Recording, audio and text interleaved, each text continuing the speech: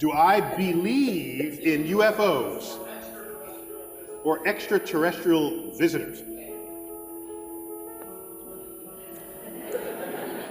I'm not authorized to answer that question.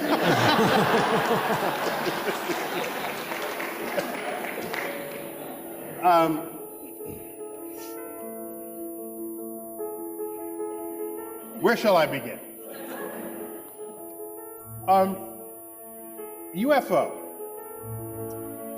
First, remember what the U stands for in UFO. Now, there's a fascinating frailty of the human mind that psychologists know all about, and it's called argument from ignorance. And this is how it goes. You ready? Somebody sees lights flashing in the sky. They've never seen it before. They don't understand what it is. They say, a UFO. The U stands for unidentified.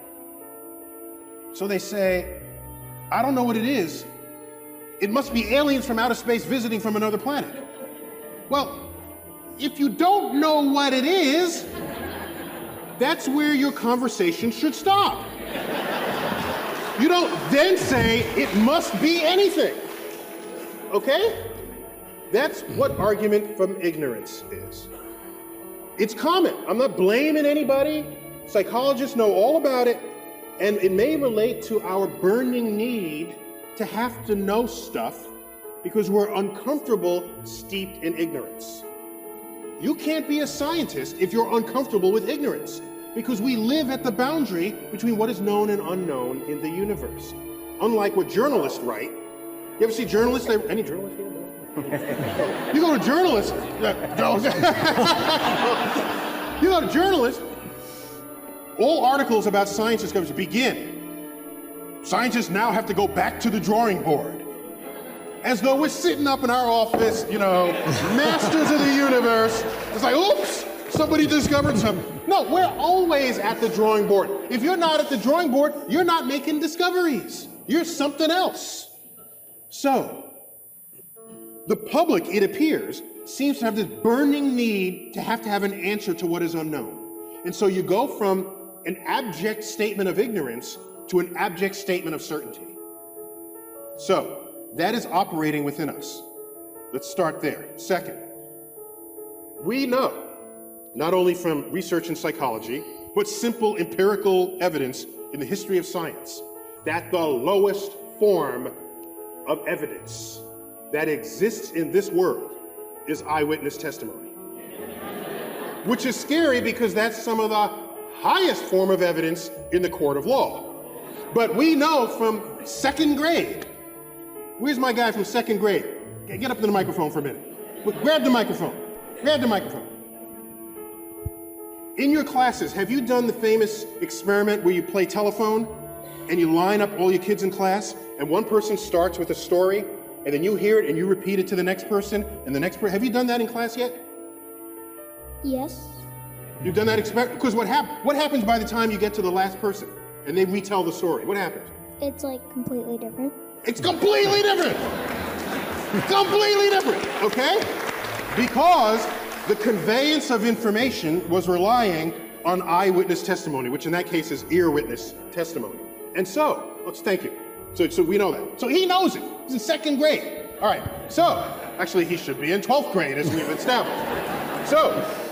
So now, it wouldn't matter if you saw a flying saucer. In science, even if you have something less controversial than a flying saucer, if you come into my lab and you say, you got to believe me, I saw it, and you're one of my fellow scientists, I say, go back, go home. Go back until you have some other kind of evidence that's not just you saw it. Okay? Because human perception system is rife with all ways of getting it wrong. Okay? But we don't like thinking of ourselves that way. We have high opinions of our human biology when in fact we should not. I'll give you an example of how it reveals itself. We've all bought and enjoyed books called optical illusions, right? Well, we all love optical illusions, but that's not what they should call the book. They should call them brain failures, okay? Because that's what it is. It is a complete failure of human perception. All right? All it takes is a few sketches that are cleverly done. Your brain can't figure it out. All right? So, we are poor data-taking devices. That's why we have such a thing as science, because we have machines that don't care what side of the bed they woke up in the morning, don't care what they said to their spouse that day, doesn't care whether they had their morning caffeine. They'll get the data right, okay? So, maybe you did see visitors from another part of the galaxy. I need more than your eyewitness testimony. And in modern times, I need more than your photograph, which Photoshop probably has a UFO button today. Like, stick it in, right? So, on your computer. So, here's what you do. I'm not saying we haven't been visited. I'm saying the evidence thus far brought forth does not satisfy the standards of evidence that any scientist would require for any other claim that you're going to walk into the lab with. So here's what I recommend. Next time you're abducted, because I'm ready for this. I'm ready, okay? I get abducted, I'm ready, okay? So you're there, you're like on the slab, because they always do like the sex experiments on you, on the flying saucer. So there you are, and they're poking at you. Here's what you do. You ready? You tell the alien, you're gonna be an alien for this, right? So you're poking me, all right? So then I say, Finally, I'm on this side of the equation. okay, so I say, hey, look over there. And then he looks over there, you quickly like snatch something off the shelf, put it in a pocket, and then lay back. All right? then you're done, you come back, and say, look what I got. Okay, I like stole the ashtray off the shelf of the flying saucer. And then you bring that to the lab. And it's not about eyewitness testimony at that point, because you'll have something of alien manufacture. And anything you pull off of a flying saucer that crossed the galaxy is gonna be interesting, okay? Because even objects within our own culture. I got this device here, okay, the iPhone. 10 years ago, they would have resurrected the witch burning laws had you pulled this thing out, okay? And that's in our own culture. Our own culture produced this over a 10-year span. So if there's some technology that crossed the galaxy, that's gonna be some serious stuff to look at in the lab. Then we can have the conversation. Until then, I can't, I'm sorry. Go ahead, keep trying to find them. I'm not gonna stop you. But get ready for that time you are abducted, because I'm gonna be looking for your evidence when that happens. And a last point on that is, there are people who look up all the time. Like, for example, the community of amateur astronomers in the world. I was an amateur astronomer. We come out of a building, we look up. Doesn't matter, we're looking up. UFO sightings are not higher among amateur astronomers than they are in the general public. In fact, they're lower. You say, well, why is that so? Well, because we know what the hell we're looking at. We know. Do you know? I don't. Because we study this stuff.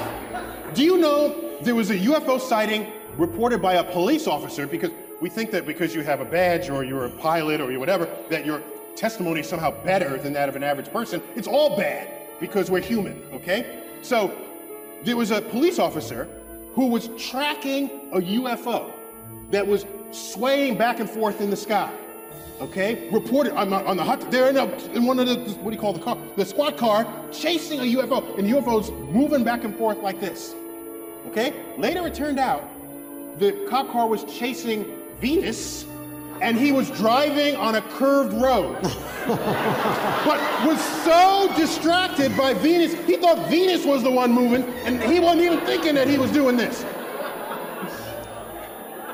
So, I have seen things which, without my background in meteorology and astronomy and looking up, I would have reported to the police department. I would have. Like orographic clouds that form above huge mountains that are circular. And they're above a tall mountain, which means wherever you are, the sun can set for you before it has set for the cloud, darkening the skies, yet the cloud is now illuminated by sunset colors, which are what? Red, yellow, orange, and it's circular. There have been reports of hovering circular UFOs with light beams on them because people are looking at this cloud formation on top of mountains. So, maybe we have been visited by aliens. Maybe they've even landed. But why do they land in like the farmer's yard and not like Times Square, all right? And then I worried, like maybe they had landed in Times Square, but nobody took notice. You know, because that's the really big problem there. And so, there's a huge answer to it because there's a lot built into it. So, here's another concern I had. Oh, you said about movies earlier? Remember Close Encounters of the Third Kind? Absolutely. Remember that? And the aliens come in this big flying saucer? Sure. Okay, and what do? We turn on runway lights for it. I'm thinking, flying saucers don't need runway lights. They're flying saucers, for goodness sake. If you put a bullseye or something. Didn't need them when we landed on the moon. Don't put runway lights for this thing. Then, when you go to Roswell and there's like crashed flying saucers, I'm thinking, if the alien came across the galaxy and couldn't land a damn spaceship, I don't want to meet the aliens. They're stupid aliens, all right? You at least land on Earth, for goodness sake. Don't tell me you came across the galaxy, you can't land on Earth. Go home. Bring me somebody who can, then I'll have the conversation. Anyhow, so those are my opinions on the subject. I'm sorry.